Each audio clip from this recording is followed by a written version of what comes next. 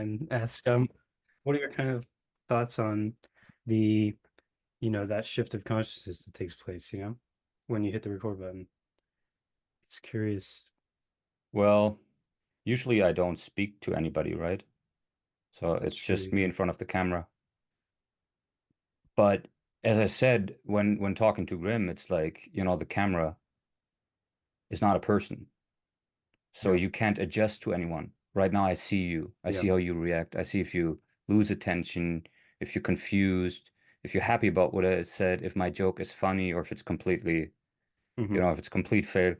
But if you just speak to this camera, it's very strange, I think.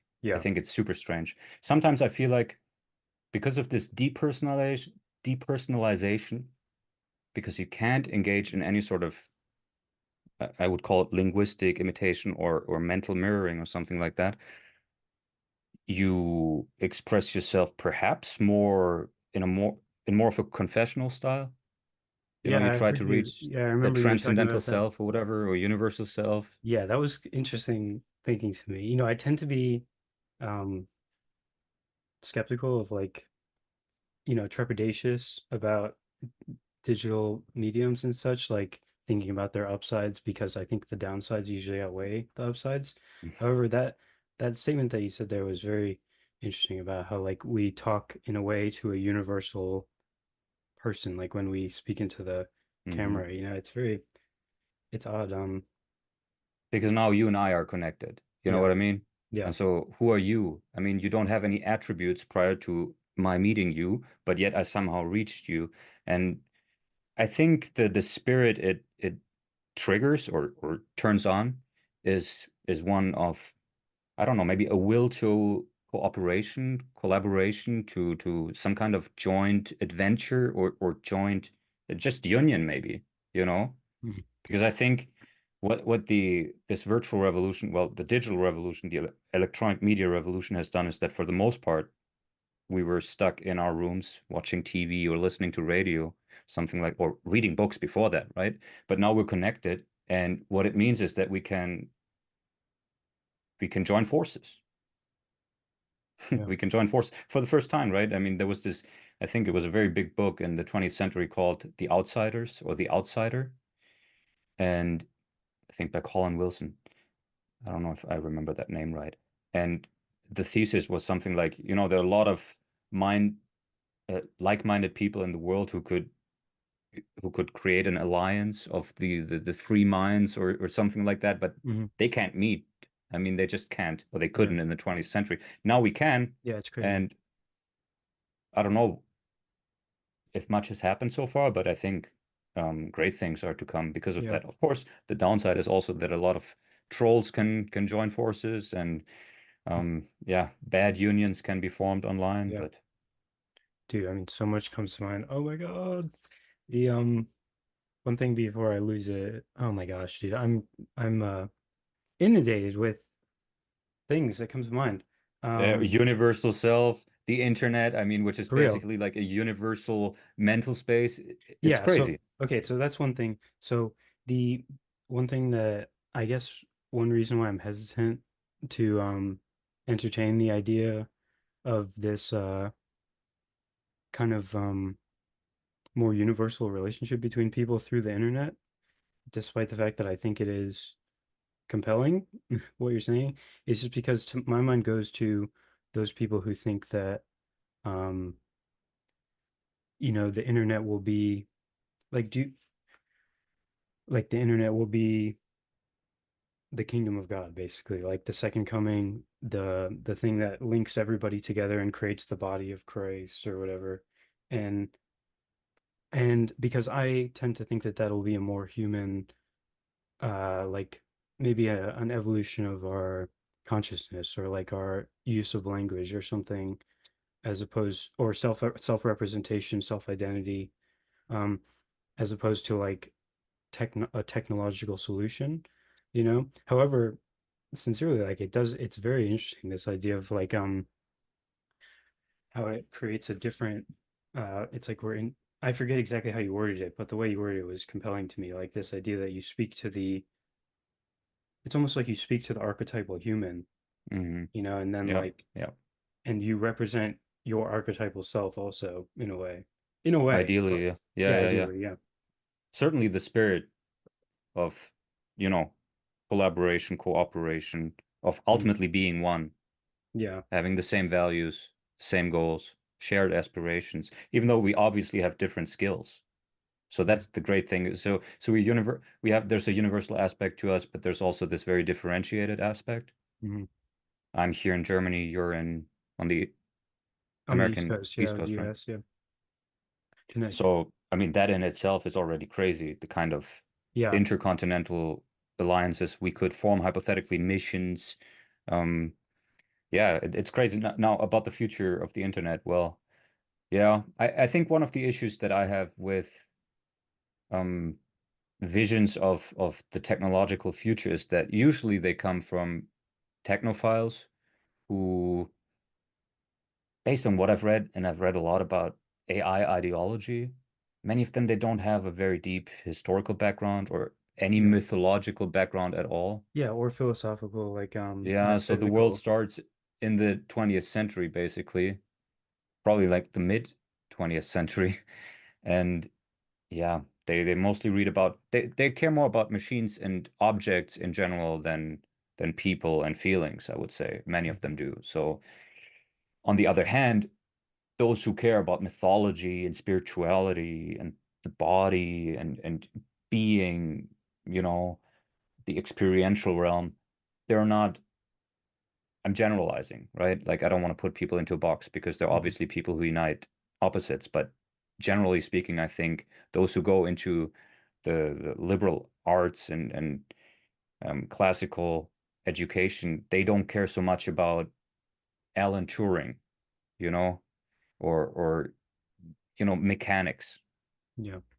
So generally speaking, I see that coders, programmers, those who are interested in the kind of technology we're using now, and we don't know how to use it exactly, but Mhm. the architects of it, they do not derive, I want to say, the structure of these technologies from some kind of archetypal understanding of what it means to Yeah. be human being, but Yeah. usually they're just, I mean, the internet, the way it has been conceived, and I'm speaking specifically about YouTube and Twitter, Facebook, Instagram, TikTok. It's very anti-humanistic, I would say. Hmm. So do you kind of ultimately sense that there like something kind of like what you were saying about the oh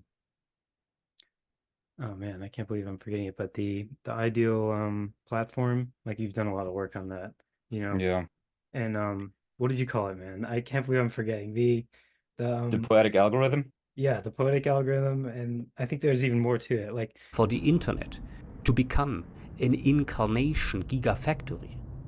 well, you did so Although, much, like talking about how the internet, you even made the connection between the church and the internet, you know? mm, mm, And yeah. Wait, what? I see the origin of the internet in the Homeric epics, followed by the Christian Empire, and peaking in the technological manifestation, which we call the web. What?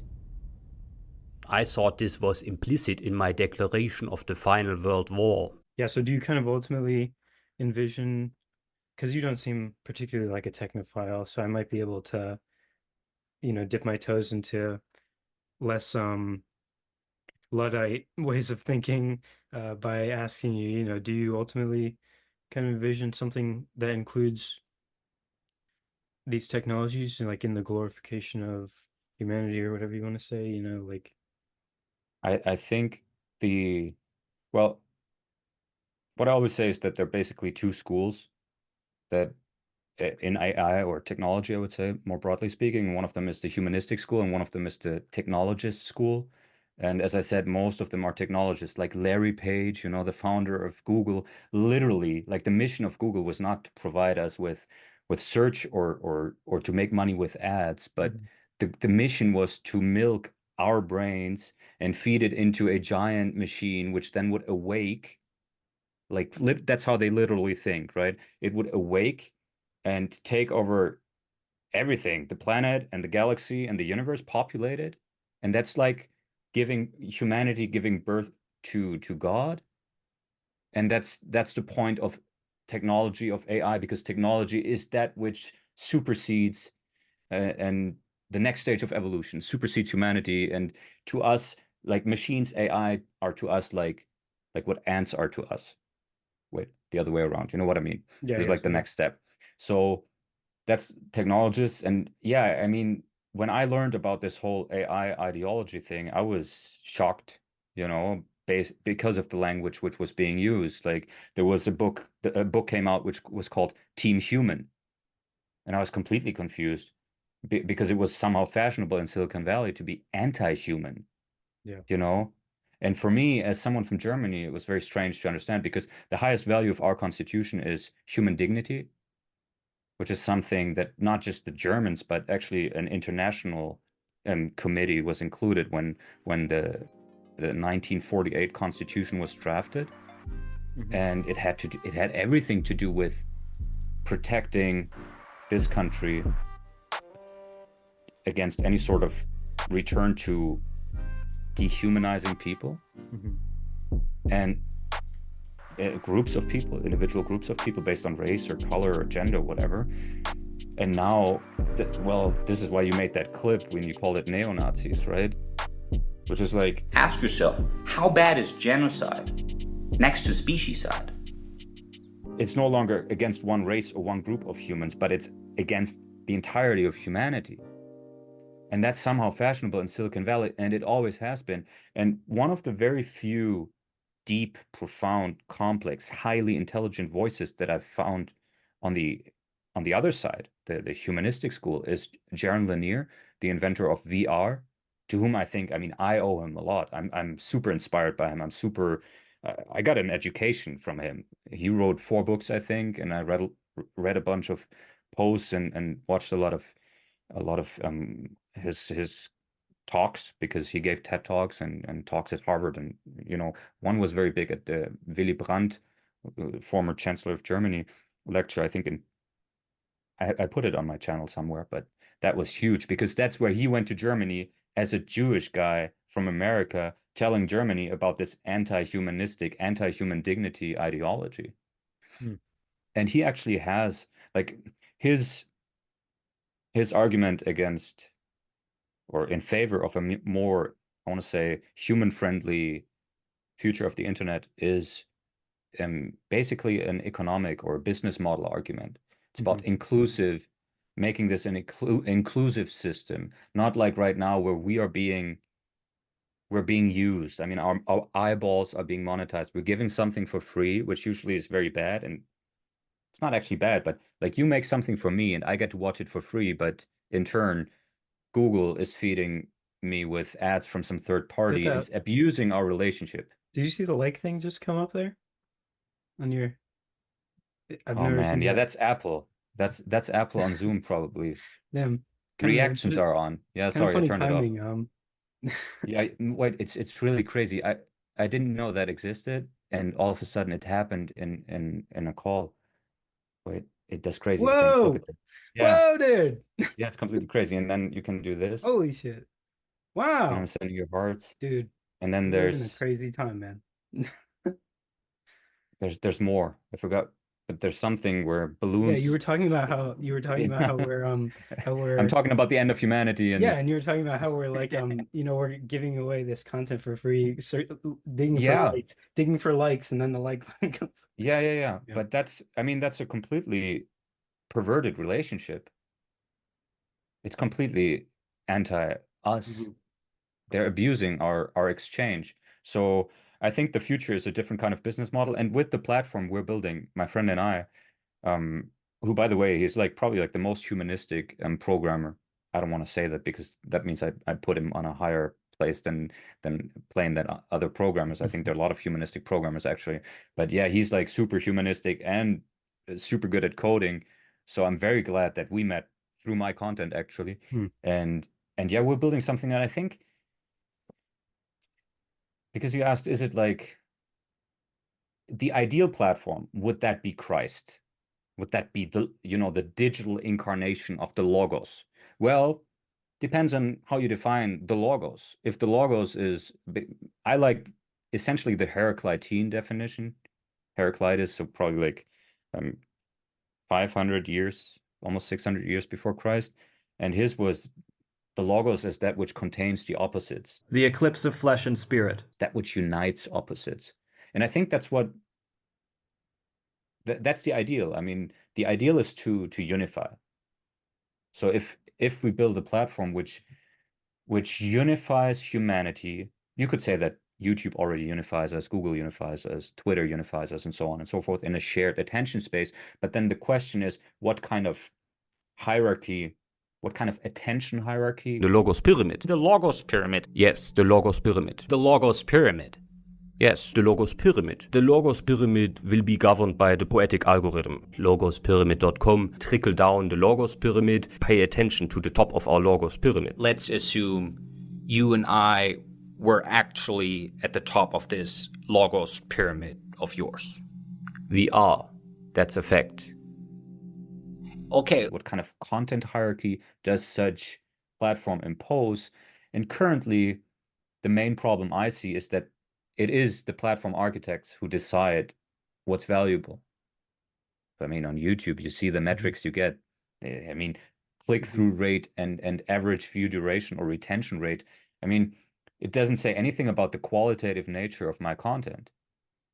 There could be, and you know, I tried to provide a few in one of those episodes in the episode on the Poetic algorithm, where I was like, you know, you could measure a conversation. You could, now with AI especially, you know, because that dialogue was written 2 years ago, but now with AI, you could certainly run a few linguistic analyses on a given podcast and see and roughly judge automatically the time frame which is covered, the geography which is covered, map it, some sort of thematic mapping. You could also just ask people to rate content based on a few criteria.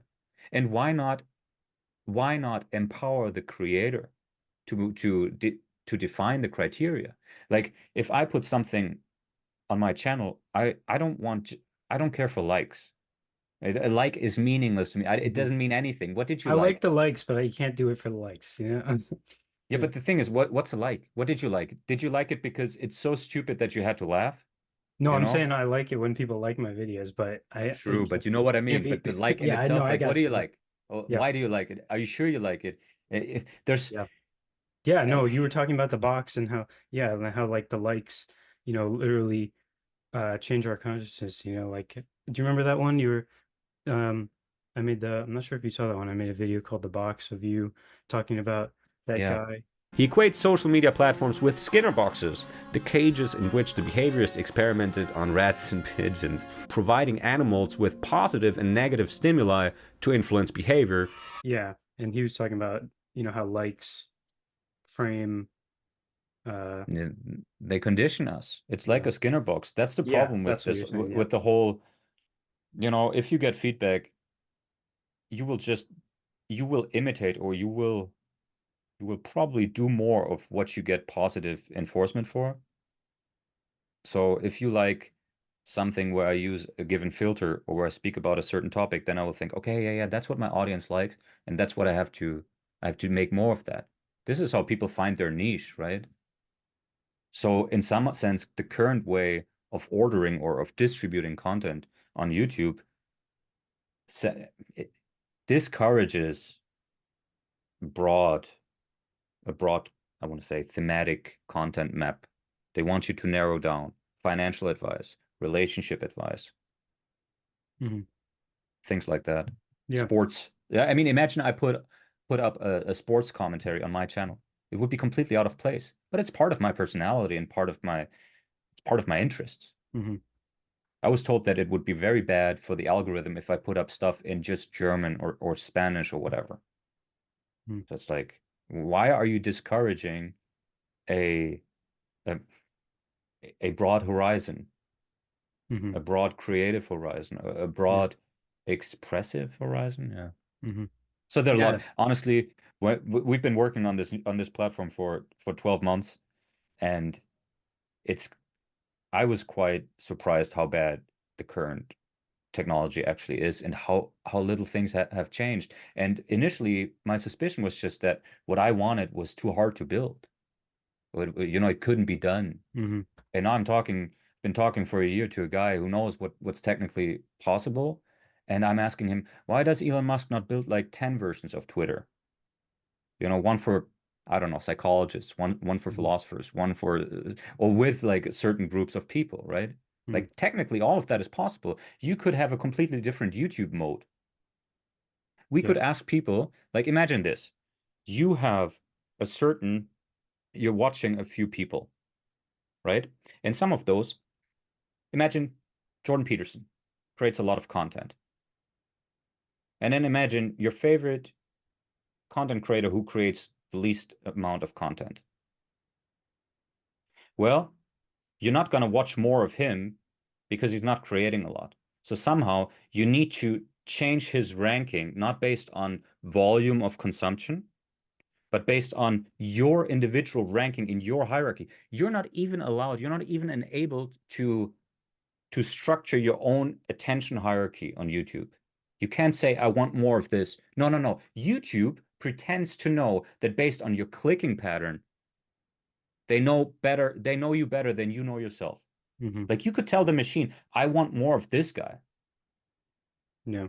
or of that kind of content. But you can't. You can't. The only options you have are likes and comments and well the length of time you stay on the video if you watch it just for a few minutes or if you watch the whole thing. So that's the problem with YouTube. Now that you have a runaway Pareto distribution, which means that the first who came and who settled in as attention oligarchs, I would say, I usually call them attention kings, but they're attention oligarchs at this point, they will just run away. They will just run away because they're making enough money to create more content, better content. If you are, I mean, just think about it. If you're a small creator, like your videos get very few views. You know why? In part, in part because we we associate poor quality with videos with very few views. That's why we don't click on it. Oh, others it only has a few views because it's bad. That's the equation in our head. That Mm-hmm. this is really bad thinking. Yeah. This is really bad thinking. And we can fix that. That's the beauty. That's the Yeah. beauty So of so basically, yeah. So I heard that. That was very. I think that was well. I appreciate your ability to put your own thinking into words.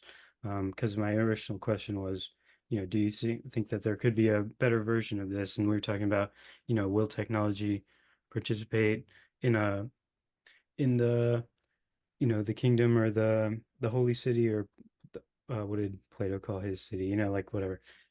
Callipolis, yeah. Yeah, The and ideal it will I think man, I'm so optimistic. I'm incredibly I'm enthusiastic. I'm nice. 100% convinced. I actually believe they got the singularity wrong. I don't think the singularity is about AI recreating itself or starting to create AI, which is like the idea of this intelligence explosion that once machines can program machines, they will become we will have these infinitely intelligent machines. I don't believe in that at all. I can't imagine it.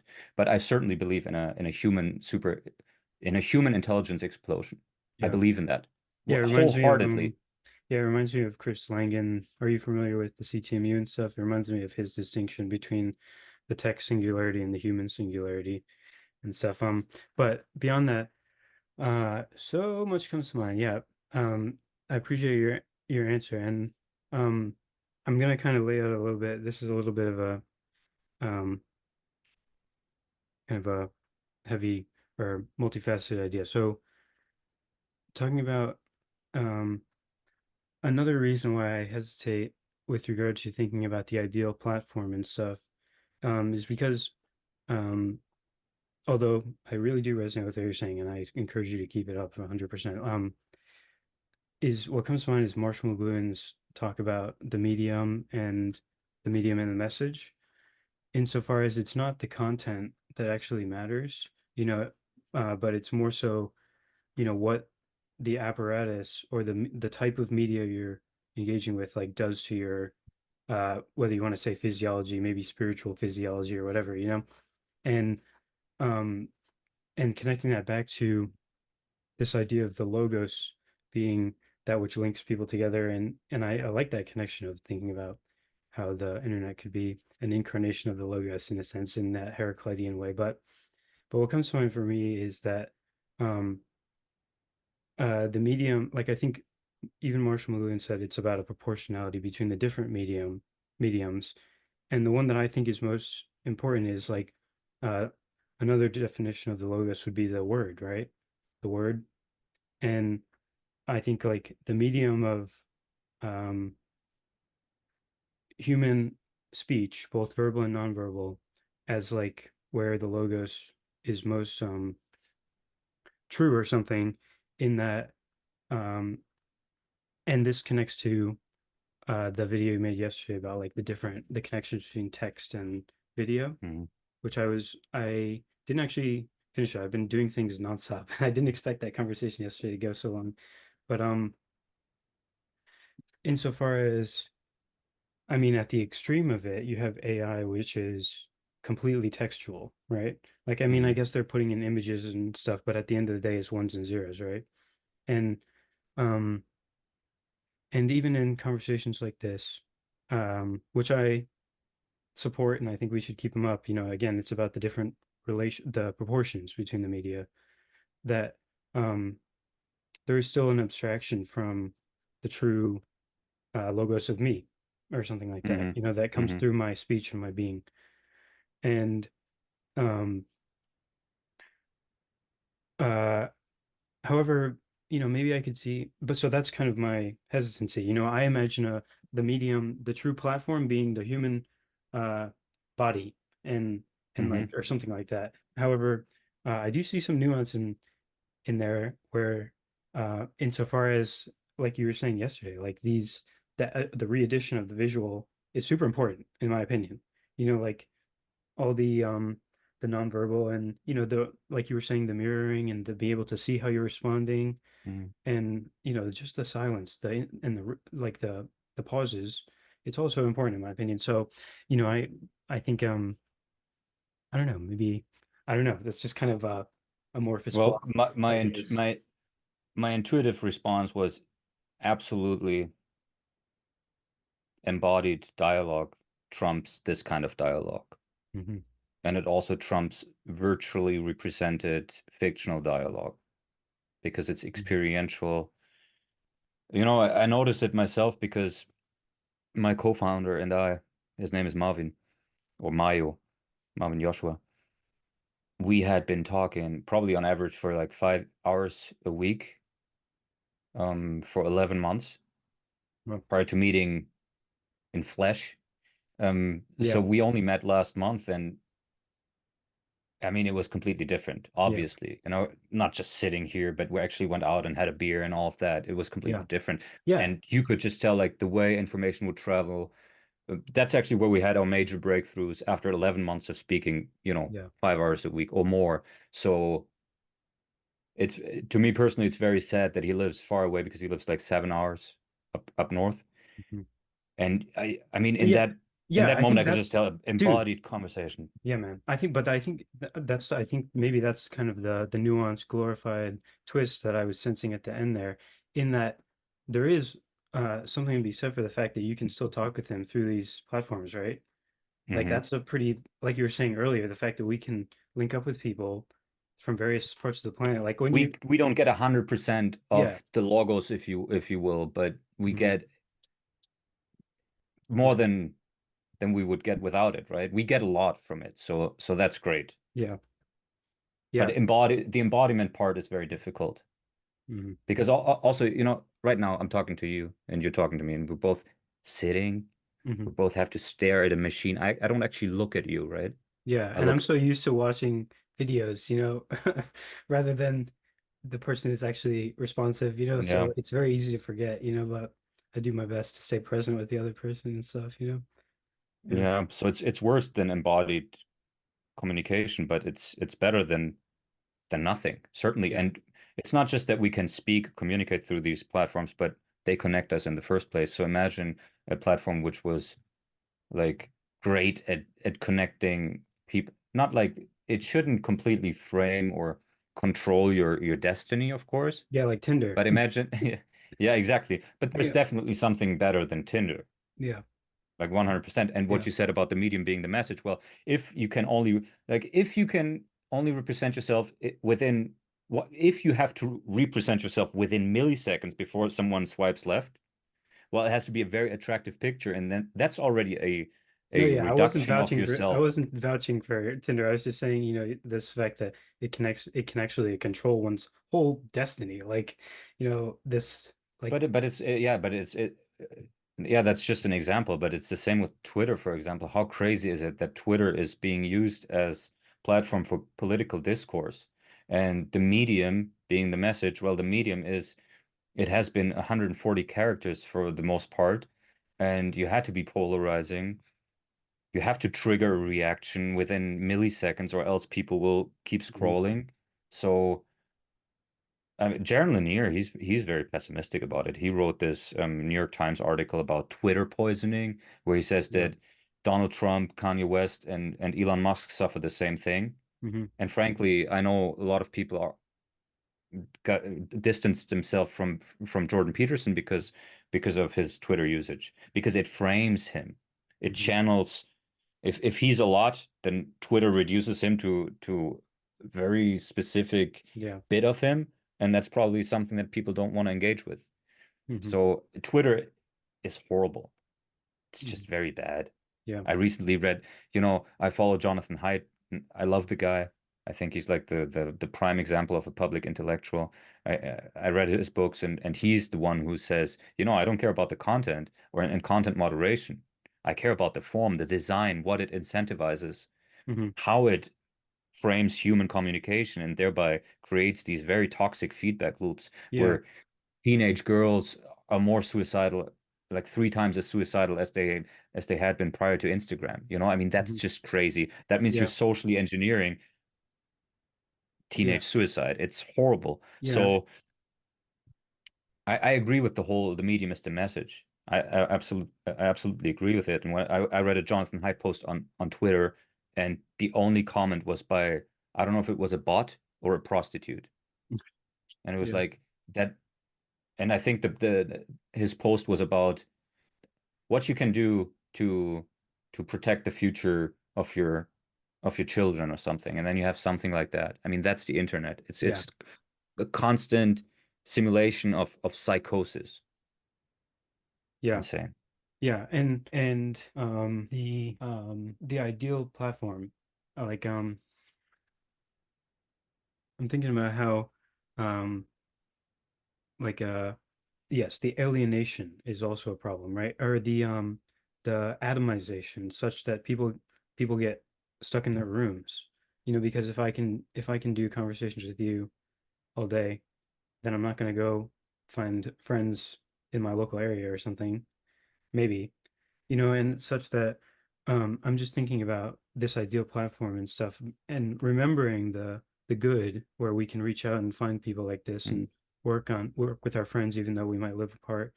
Like I think maybe the like how do we if what is the message that goes contrary to this atomization, that we can build into the or Hmm. that you could Hmm. build into your medium, such that such that it always points to the true logos, of in Hmm. person. Because otherwise, it's Matrix. Otherwise, we're just, Yeah, yeah. we're It is the whistling into the Matrix. Matrix, Yeah, yeah, yeah. Yeah. The only way that I can ever meet you in person is if I spend probably like $1,000 on a flight to Boston or DC or whatever. And ideally, I should not have to rely on talking to someone like you know, a complete stranger in the States in order to feel like there are like-minded people. But ideally, there should be like-minded people close to where Mhm. I'm living, such that we can locally, physically, socially cooperate Yeah. towards the good, right? Yeah. And So I then, think that yeah. Yeah. so the local how do we recreate this locally? How do we use the internet in order to, because you're right, I live in this village. It's basically a village, and sometimes it's like the German dragon walking through this village, and Yeah. nobody knows who it is. And it's like it's completely strange. And then at the same time, I know that, well, I don't know my neighbors are watching, but you know, they could be into Mhm. they could be living in some very strange virtual worlds. Mhm. And here we are just saying hi and, you know, Yeah. crazy rain or Yeah, it's hot today. Grimgriz uses the terminology of like the cell phone, like a cell, like a prison cell. And Hmm. and uh and So I don't have an answer yet, but we're thinking a lot about how to leverage the internet um, in order to recreate or to strengthen the local community. I don't know what the answer Mhm. is yet, but probably something like, I mean, if you, it could be some, I mean, I envision something like what we have in football right now, which is the biggest sport in Europe, where we have a local club here. Like that's where more people gather than in the church, Yeah, which yeah. is still present. We have old churches here, but you actually have some gatherings are on Saturdays and Sundays at the local football clubs matches in various divisions. So you would want something like that, but possibly on the level of content creation. I don't know if that's feasible. I don't know if that's something that Yeah. may happen, but I Well, it mean, kind of given the rate sorry. AI unions, you know, data unions or something like that, which is an idea from Jaron Lanier, you know, there are a lot of there are some options. I don't want to say there are a lot, but I think there are something like that. I think I personally gravitate towards football because I just see its unifying power. It's incredible, and it's something which scales to the global level. We have like this World Cup, but you also have these local competitions, and Yeah, it's it's cool. maybe that's something where we can learn from. Yeah. Yeah, while you were talking there, the the some of the games of mine from video games, this idea of proximity chat, where like you're in a video game world and like your mic can only be heard if you're like standing close to the other person or something. I don't know any line of reasoning here, but just the idea that maybe like the people that would be closer to you would be like louder or something, you know? Interesting, yeah, yeah. Yeah. I don't know. I remember Nathaniel. He brought this up the other day, and I was kind of caught by, I don't know. I was stunned because he's right. He's like in the past you would. I mean, I would meet my friends. We would meet at my place or their place, and we would play, you know, Nintendo GameCube or Xbox, or before that was like Nintendo 64, PlayStation 1, PlayStation 2, PlayStation 3, and so on. But nowadays you just do it online, so you don't actually get the jokes and you Yeah. hit each other Yeah, and you and it's know, like what you were saying before about when you first met your friend. It's because yeah, all of that context, in our modern left-brainism, we think that the only thing that matters is the meanings of the words that are said, but it's like the silence when you're chewing your burger or like sorry, I forgot the burger. No German push there, no, we actually had like great conversations at Burger King about, you know, the nice. human intelligence explosion, which was completely outrageous. But yeah, but that's the point. You know, when you play with your friend on your couch, you go buy some snacks and Yeah. maybe you have to walk a mile to the closest gas station. Yeah. And during that walk, the funniest event of the day actually takes place. Hmm. It's not doing the Yeah. PlayStation game on the couch Yeah. or virtually. Yeah. You know, it's in those moments where like right now we actually have like this formal engagement because we sit like this and we look Wearing our at each other and boxes. so on and Yeah. so forth. But we're not in motion. We're not in motion. Yeah. We're not in some random Yeah. environment where all of a sudden completely different associations are made and we have a conversation which would never have online. Yeah, and it's also the shared context, like you're experiencing the same thing, you know, in the same space. Like yeah, True. We're in different yeah, time dimensions as well, yeah. time Yeah, when you zones. first said that 6 hours apart, like I almost added in parentheses, crazy to think about. Like because it's just wild Yeah. that, it's late. But uh I want to kind of blow up this idea because I think it's like extremely important in the fact that like what you said, the most important moments happen in the downtime or whatever you want to call it, like in Hmm. the in-between spaces. I think that is just kind of how language works in general. And this is a little bit of a shift of topic, but my particular fascination has been about basically in 2016, I took a bunch of acid and I experienced this crazy phenomena of like seeing each other, being seen, intimacy type of thing.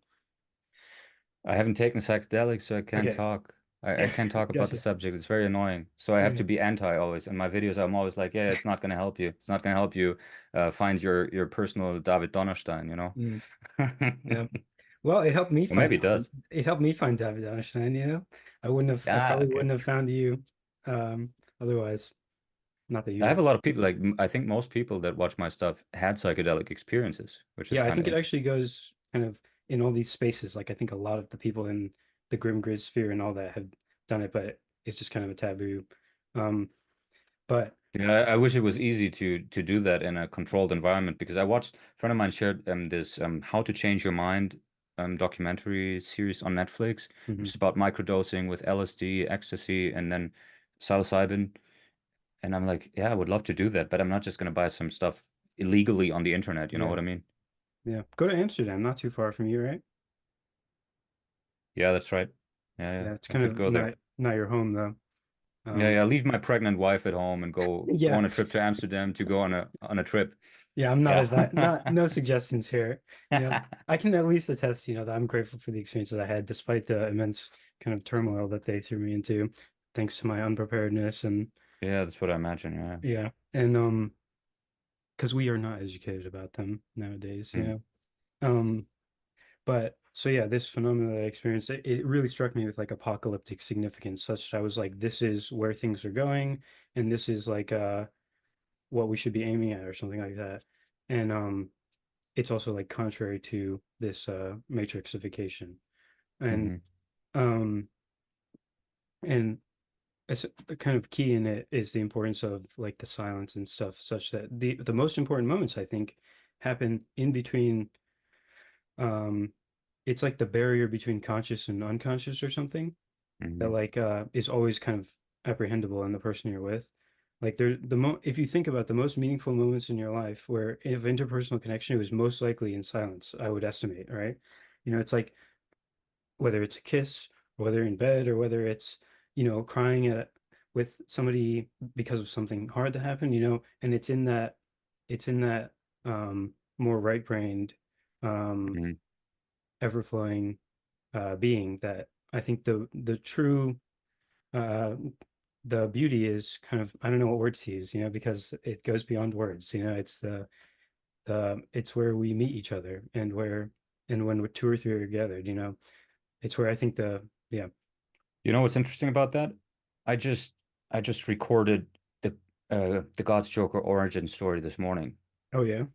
Yeah, and so I wrote it, and then well, actually in the first level, I don't know if that's clear, but it's all improv. Oh yeah. I think you So might so I have had mentioned that, but I hadn't forgotten. Yeah.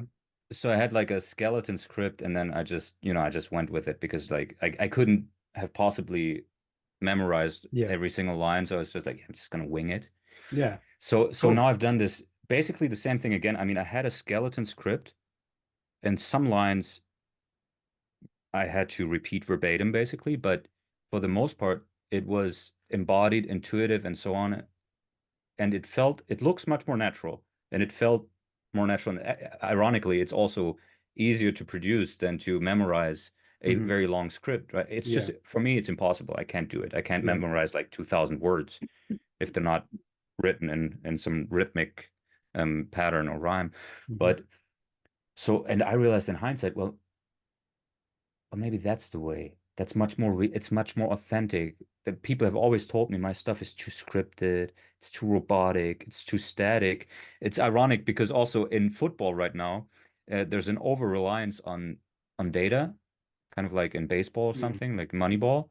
And the Brazilians they call it robotic football. They call European football robotic That's because funny. the Brazilians are much more about samba. They're much more about dance. They're much Yes. more about we have we have this player in Europe at Real Madrid. His name is Vinicius Junior. He's a Brazilian guy, and he's like to me he's the Joker because he's a wild card. This guy, I mean, he doesn't play by the book at all.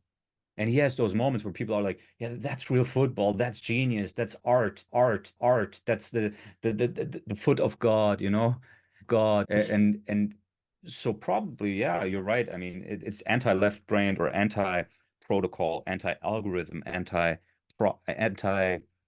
yeah, Yeah. linearity, anti-script.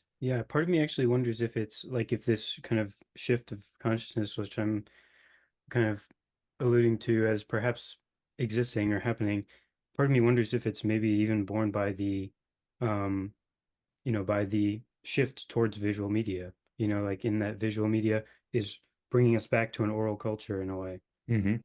Such an nobody reads anymore really. It, unfortunate as that may be, Right. or may not be, like and I was actually editing the clip that you were talking about this in the Yeah. one you posted yesterday, and I just finished I pretty much finished an edit of it. I don't know if you wanna we could probably I don't know. I'll Yeah, yeah, post a show clip it of if it. you want. If you want, why not? Because Okay, I yeah. think because I at some point I had this realization and I put it into Logos 21 where it's like, okay, if you say the word is a priori and that's like the source of reality, the Logos, the word, then you can actually look at history through that lens based on how humans related to the word.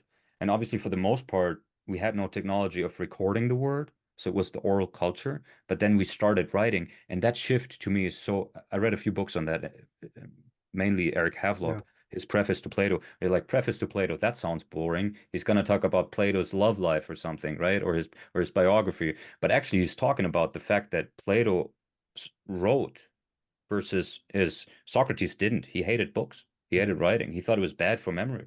And so we Yeah. went from oral culture and the embodied word, embodied speech, embodied everything to this disembodiment process, which of course gave us science, right? Which gave us like everything that made us rich essentially and comfortable and healthy.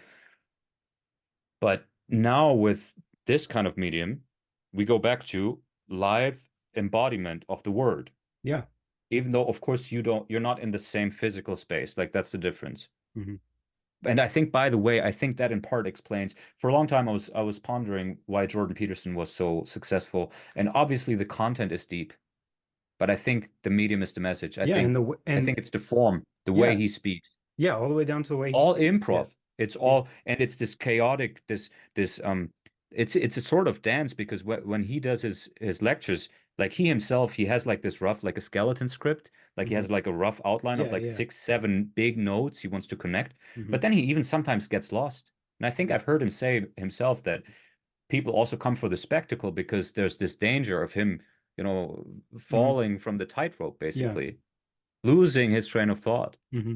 not being able to to to to reach some sort of climax. I think there's a show element to him which was is just much more powerful than, to me, Harris is a great orator. I actually got into Harris years ago, in part because he was talking about AI, but even before that, and I always thought that he was one of the best orators I had witnessed in English. Mm. But Peterson has Yeah. this right brain thing, this Dude. what is it? How does Jung call it? He calls it circumambulation, I think. This walking around the thing at the center without, you know what I mean? Like Yes. the thing at the center of his speech becomes greater than everything he says, Yes. basically. And yes.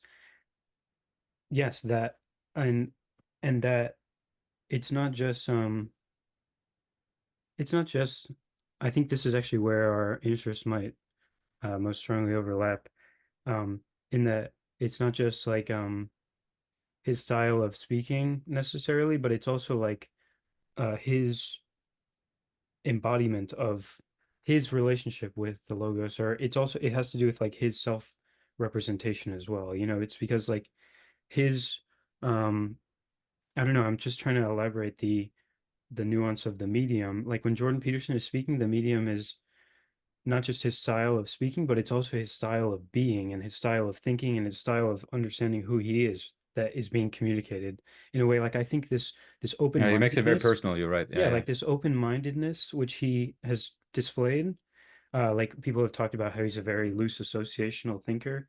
Mhm. Like all that is also conveyed in the speech, I think, which is um just interesting to think about because my mind goes back to your octahedronic logic thing, which I really found interesting. Hopefully you didn't mind my posting of that deleted video. No, I couldn't watch that clip because, man, it's just such poor recording quality and the voice and everything.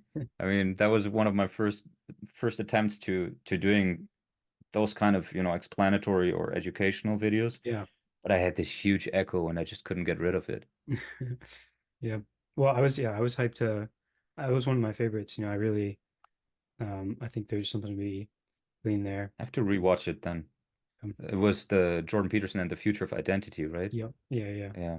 It's not from the video where I compare his what was it him as a thinker with Elon Musk.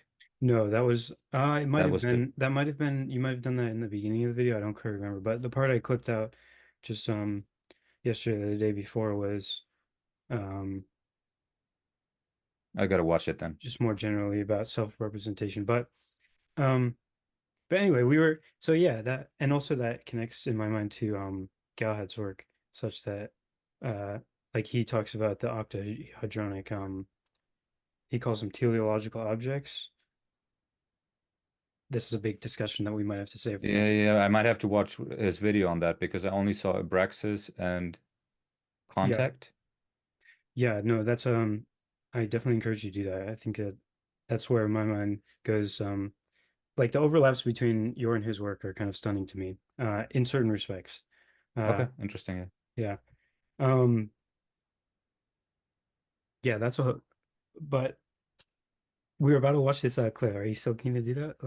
Yeah, yeah, absolutely. Let's do it. Okay. So yeah, it was kind of a brutal cutting down of you know, like I cut out a lot of the let me get the share going. Ba-da-ba-da-ba.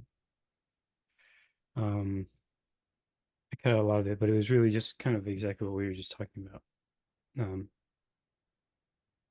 I have so many thoughts about this, man. It's great to talk to you. Like, I feel like you know, this is the um, Well, we can talk again. I think I got about half an hour, probably like a good half hour that we can still. that Oh, is that's your desktop? Well, that's like a representation of your brain, of the chaos of your brain. Like mine looked like that this weekend. That's from clipping, right? Like I that's get from it all from sorts of clipping. stuff. Yeah, yeah. I've Yeah, actually it's so done that a annoying. couple Like times by accident as well. Even though I I clicked. download everything, put it on my desktop, and then it's like it looks like I'm insane. Yeah, yeah, It's so annoying that I have to download it before I can pull it into iMovie. yeah. That's another thing. We both use iMovie. Oh, do you? Yeah, I do. Because I Yeah, saw that you used it. I can't learn anything else. It's so complicated. I don't yeah. understand. I don't need it. You know, I don't need more Yeah, fancy yeah, bells and whistles. You know, yeah. maybe Screw there's it. sometimes where it's nice. I don't like how you can only do like 3 layers. You know, the worst. Man, you can only do one picture in picture. Yeah, I downloaded this the yeah. Three TikTok layers, thing. including the music. Yeah, Yeah, I downloaded the TikTok thing so I could put four characters into one on one screen because if not, Mm. it's so annoying. Yeah. It's like you gotta export and add it back out Yeah, very but that's quickly. what they Yeah, do in order to sell their studio or whatever it's called. yeah, Final yeah. Cut. So far, it's been good. Like with some of the larger um compilation just type of things that can be difficult. But yeah, I don't mind YouTube. Kind of cool that yeah, that's how I got the filter. Can you see now? Yep. Zoom, I'll click desktop one and it puts on desktop two sometimes. All right, here we go. We passed from orality to literacy because of a technological revolution, Mhm. both the alphabet and, of course, the technology to record symbols. Text is abstract and inaudible. No ears, no eyes, no body language. Video activates visual and auditory sensory. In this sense, there's a very powerful element of orality driving the video editing process, which is simply not there in writing. I personally think that makes a huge difference because I read it out loud here and I'm actually filling in gaps as I'm reading the script, or I repeat a sentence because it just didn't sound as great. Multi-layering of self or multi-layering of temporal takes of yourself. When I'm visually representing my thoughts, you don't do that when you write a book because it's just falling back on words usually. I mean, some people add graphs, right? But here, I don't just create these visuals to engage you visually. All right, so I'm gonna edit this such that hopefully you won't mind. I was planning to take this visualization out because I think what you're saying also applies to your actual face. Um, such that like such I that can you send know you the visuals if you want. um perhaps no, I just mean like I was going to crop it such that you could only see your face here Oh, because I okay. think what you're saying also applies not only to the the images that you added. But here, I'll play it again. Multi-layering of temporal takes of yourself. When I'm visually representing my thoughts, you don't do that when you write a book, because it's just falling back on words usually. I mean, some people add graphs, right? But here, I don't just create these visuals to engage you visually, to retain your attention, but I'm actually creating these visuals to convey a lot of abstract information. I think when I show you visually, I think you just understand what kind of dialectic we're dealing with here. You need some sort of visual encapsulation of this process. And so I think what audiovisual representation does, video production, is it places a premium on compression, on visual compression of thought.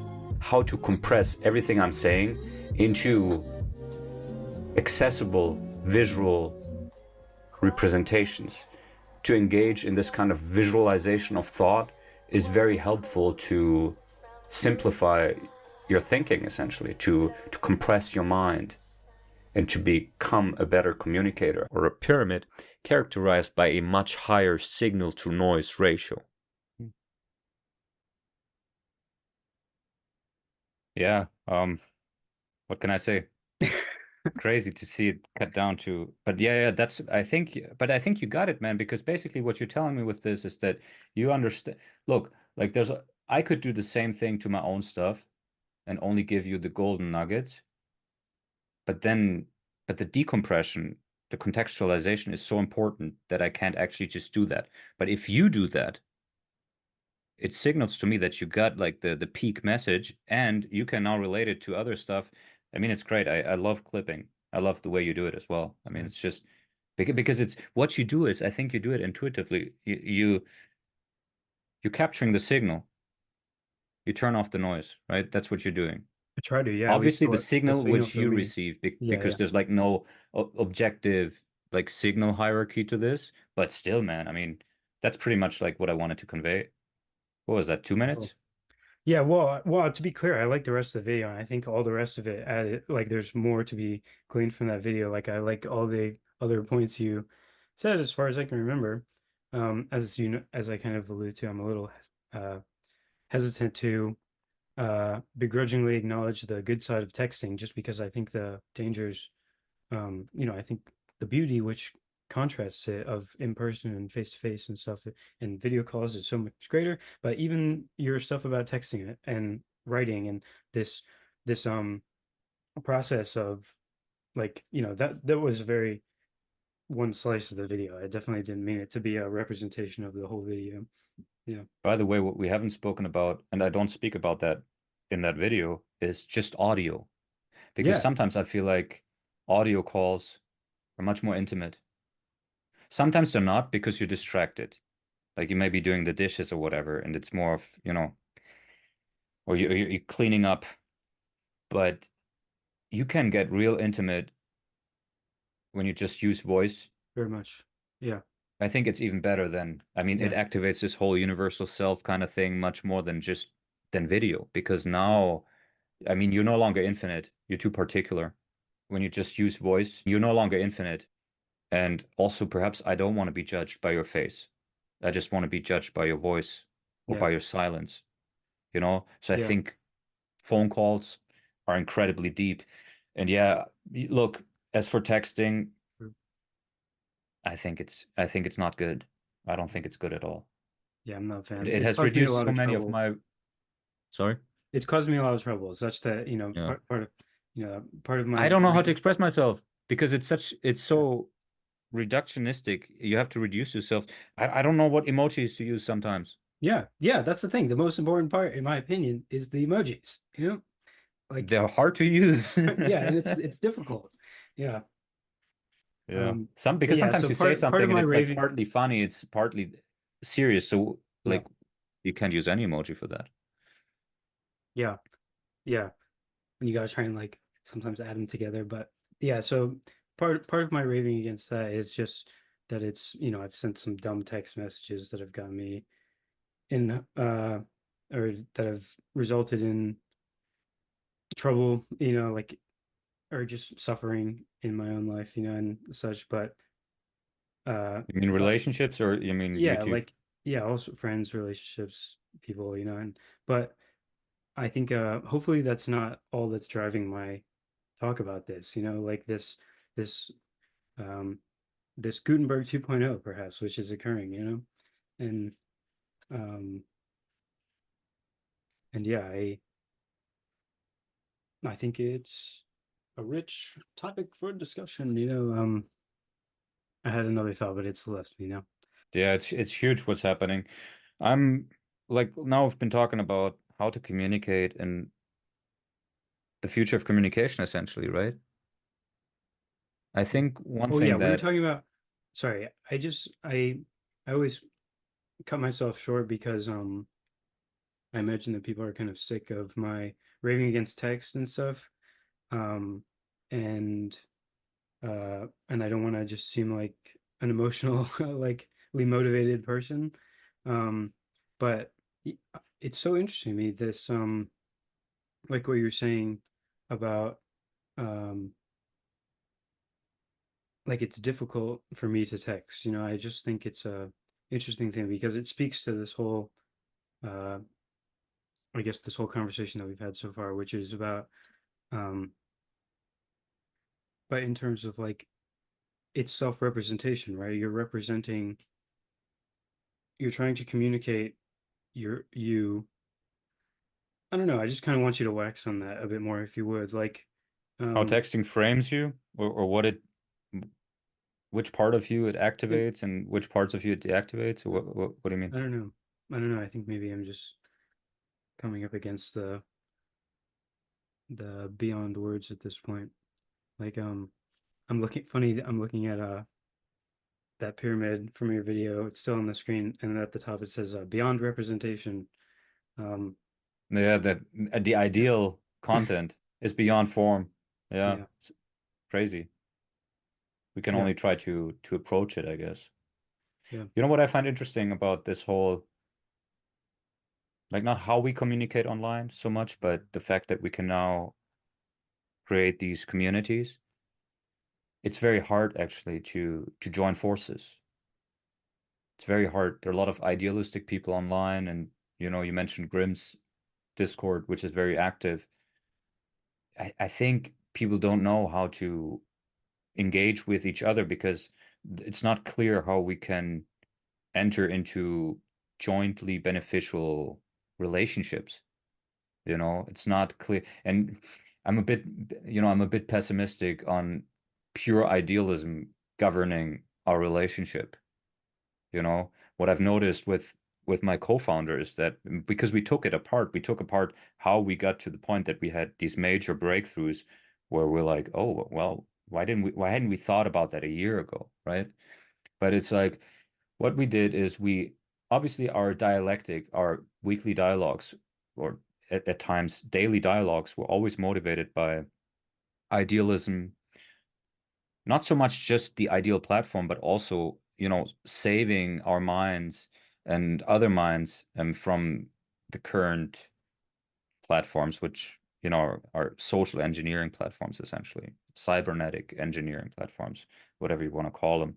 And so we had this shared idealism, both in the sense of, self-transformation, self-transcendence, and liberation, but also protection, defense against, the dark arts, Mhm. as Grimm calls it.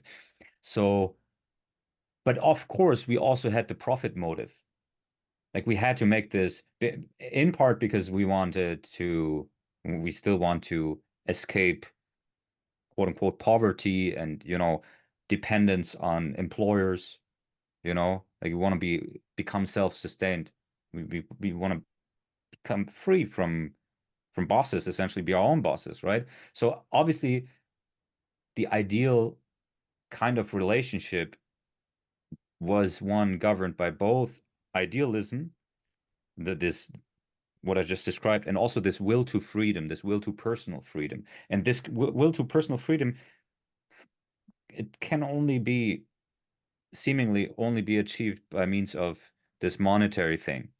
So if we could unite in something, because Grimm, he also put that back into my mind because I've been thinking about how content creators can co-create,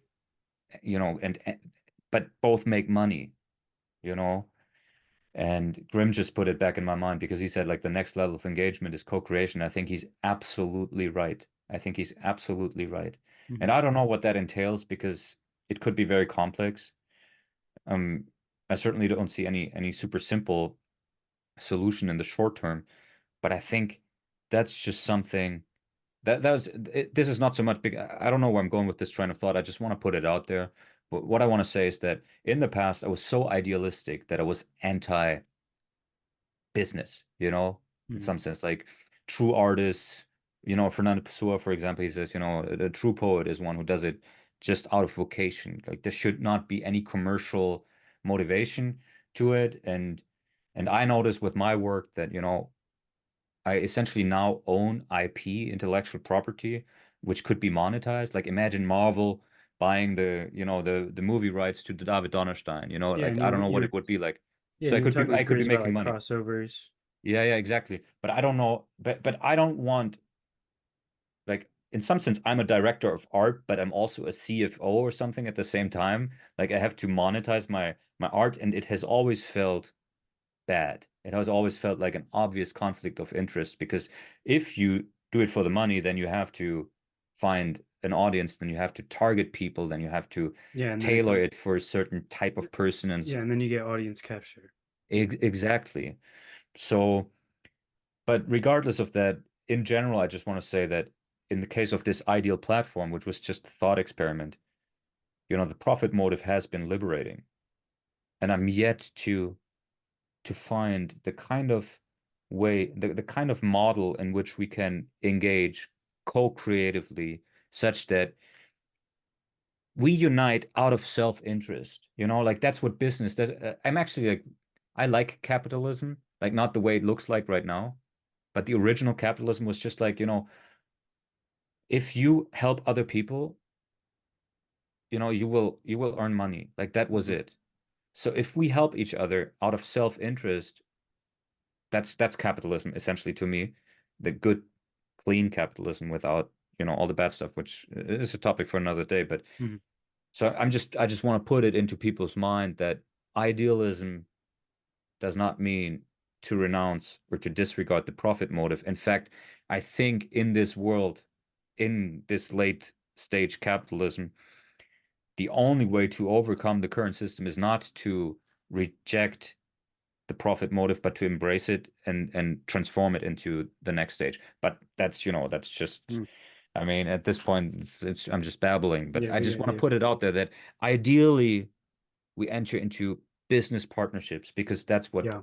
grants what can Yeah, provide I us mean, with personal freedom. yeah, if that weren't, yeah, that seems, I'm with that, because we actually need to affect like change in the world. We can't just be spinning our talking, having conversations. And I think that actually kind of gets back to um, why I find myself struggling for words, because at the end of the day, I think once you get to the place where the words are pointing uh, where they're supposed to be, like once the ideal has been seen or something, like it's almost like you have to like participate in do the experiencing. Sorry, this there's like a lot. It's basically the like um the I don't know where to go. There's like You know what comes to mind in my case? Because you shared Galahad with me, and he talks about, I just watched the first, and I think you mentioned the CTMU or something, because he had a conversation with some guy. That's what I found. And he says, the point of being human, well, we're essentially a microcosm of God or something, and our moral imperative or our existential justification is co-creation. And I think most people won't realize this moral imperative. They won't realize, they won't ever experience oneness with the creator or anything like that. And I think a lot of these conversations are like pointing to that kind of experience, ideally like a joint experience of, say, the logos or whatever. mm, But then the hard part is to derive or to arrive at the realization of how you can actually put that into practice. Like how does that co-creative, this cosmic um co-creative process actually look like? To me personally, well, raising a child, that's like obviously the biggest thing because that's Yeah. literally playing gods. Yeah. But Well, I think that's a great show because like it points back to what you were saying about maybe a new type of platform that points people to the true medium, which is, in-person relationships. Like maybe if you mhm, can, maybe you should make a dating platform so that people will be having kids, like I don't know. Um, I think the first step is really to enable co-creation economically. I mm, think that's it. If you have that, I think we're yet to crack the exact code, but I think that's what it's pointed towards.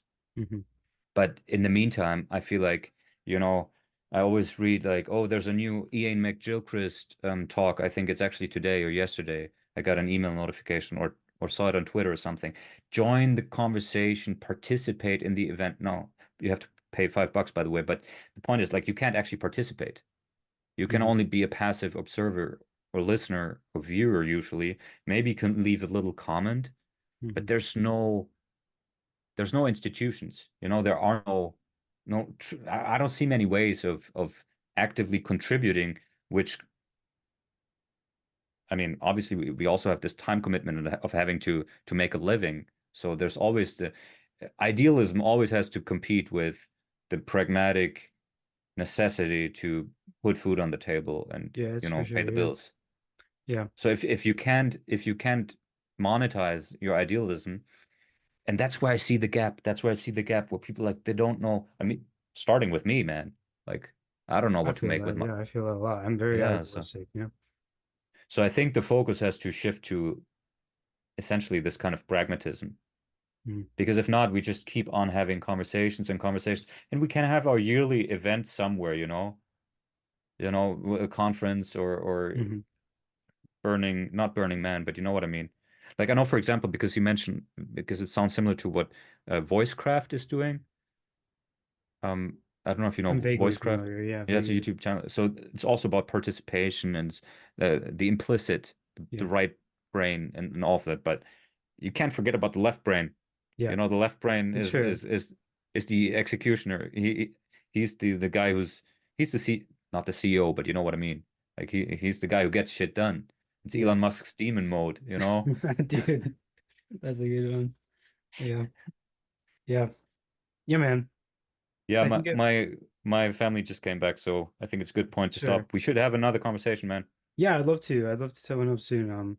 Maybe pick up on there was one thing that you oh yeah, the connection to the monetary idea, like how and also I think more platform stuff. And then also I would like to talk about Galahad. I think maybe I'll throw it in here at the end that uh in truth, I kind of spoiled my relationship with him in a sense. I've actually reached out with him and talked with him for primarily textually and kind of in my hopes to, I don't know if I'll keep this part in or not, because I really don't want to make a bad impression about him because I think he's a good dude and stuff.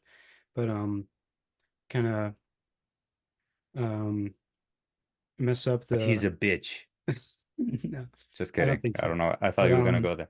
yeah, basically I in my hope to communicate my resonance with his story and this very hard to type out idea, as we've been discussing for quite some time, um, that and my wish to be his friend because I feel like he's a cool dude and I want to have conversations like this one. It's like I basically sent some crazy text and he kind of isn't talking to me at the moment, basically. But Yeah, shit nonetheless, happens. That has happened to me yeah, as well. Like people ghost you and then you're like, I've done that. Like once I got ghosted by multiple people at the same time on Twitter. It was probably my first Twitter account. And I at some point just like, fuck you, like to everybody, mhm, basically, and got offline. yeah, Probably, I don't know how many relationships, potential bridges I burned there, but it happens. yeah. Um, and yeah, I don't mean to make again, That's I the don't mean internet. to cast him in a bad light, and I think that he's a good dude, and yeah, and I'm hopeful to talk about like his work, particularly in connection with yours, like a little bit more if you're curious to do that. Sure. Share with me what I need to watch Sure, to I have think a honestly, um, his what comes to mind at least in this moment is as it relates to your interest in octahedrons. Um, that's one thing that he's kind of delved into quite a bit, and it also connects directly to my experience and this kind of humble prophecy or whatever you want to call it, uh in this idea of pyramids or watchtowers at, and teleological objects, which are basically like kairotic, temporal, um, it's hard to describe. Like you can think about it as more eternal or something like comes mm, by and Platonic forms. yeah, the The Platonic forms. octahedron was one of the Platonic bodies, so it Yeah, was huge to him. yeah, and he And Carl connects Jung this as well in the Ion, he has the octahedron and he as connects the this form of the to self. yeah, and he connects it to um how a Rubik's cube and how the point of the octahedrons is the center of each Rubik's cube, each face of the Rubik's cube, which remains the same, such that there's an image of the teleological object, the octahedron, the cell, the higher representational thing or whatever, that's encoded in the cube, which is very, ego, Hmm. the world, um, like Share that but video with me because is that the Watchtower so one? so so that comes from his Substack, and but I did a Okay. reading of it if you're curious. It's on my channel, and Okay, such okay. that you can solve the Rubik's cube in or something, Hey. Hey, yeah, and I don't know. While we're on the topic, we'll close it off here. Is that Yeah. yeah, that experience that I mentioned to you in 2016, late 2016, early 2017. I forget the exact date of the trip, but when I took acid and I had that experience, I saw a cube rotating with an eye in the center of each face, and it came along with this insight about the importance of face to face and not fucking text, The kind of teleological object of view, the logos of view or something is always apprehendable in your eyes, basically. It's always shining through. It remains unchanged. Would you call that the soul? Yeah, and maybe there's a way of also like solving the Rubik's Cube such that we have faces shining. I'm reminded of the Transfiguration as well. Like I didn't understand how the thing that I saw connected to the insight that I had about maybe more right-brained communication and the Mm. connecting of people together. So it's just this kind of wild connection of ideas, and I think you would find it interesting, and I'm excited to, Man, yeah, I'm excited to talk with you. like one question I would always ask if I could put 10 questions up online is one of them would be, do you know any other historical or present people who are obsessed with octahedrons, Not double many. pyramids? Yeah, not many. I think it's truly unfortunate because I think, that idea of the geometric holography or like this higher level, I think it seems very rich to me. I don't know. Yeah, but you know what what I find much more fascinating nowadays that I didn't used to focus on that at all, is that you can, like the octahedron is contained within three rings, three circles. Mm, So it's like the sphere yeah, yeah, yeah. character of it to me is much more interesting than Yeah. it being contained within a cube. But yeah, Well, let's talk you about might it maybe another day. yeah, yeah, yeah. I don't know. Maybe they'll be like you got the octahedron sphere cube or in a different order or something. I don't know. I feel like there's something to be gleaned from this conversation, man. And it's a Sacred big geometry. yeah, and that's a big reason I'm excited to be talking with you because I was excited to kind of work that connection between your and his channel. And then also, what was the other one? Oh yeah, I wanted to press you on Christ a little bit, but I'm not particularly like I certainly have been Galahad's work is actually kind of what made me come around to this idea that perhaps um like it's a that's what's up, like the importance of Christ as a figure. Um and I'm not, like the dogmatic types where it's like, if you don't, if you don't believe in Jesus or, I don't know. But more so, I just want to like continue that conversation because I feel like this question of the polytheistic thing and as it connects to astrology, um, perhaps, Yeah. That's would be Let's talk another about that thing. next time. This Yeah, time we yeah. pretty much talked about the platform, so let's and communication and all of that. So maybe let's talk about content next time. Sure, Christ. Yeah, Christ sure. and the gods. Yeah, man, I'm down. Cool. Sounds good. All Have right, a good man. one, man. Yeah, you too. It's been an absolute pleasure talking with you, and I look Same forward to here. the next time. Cool. All right, bro. Take care, man.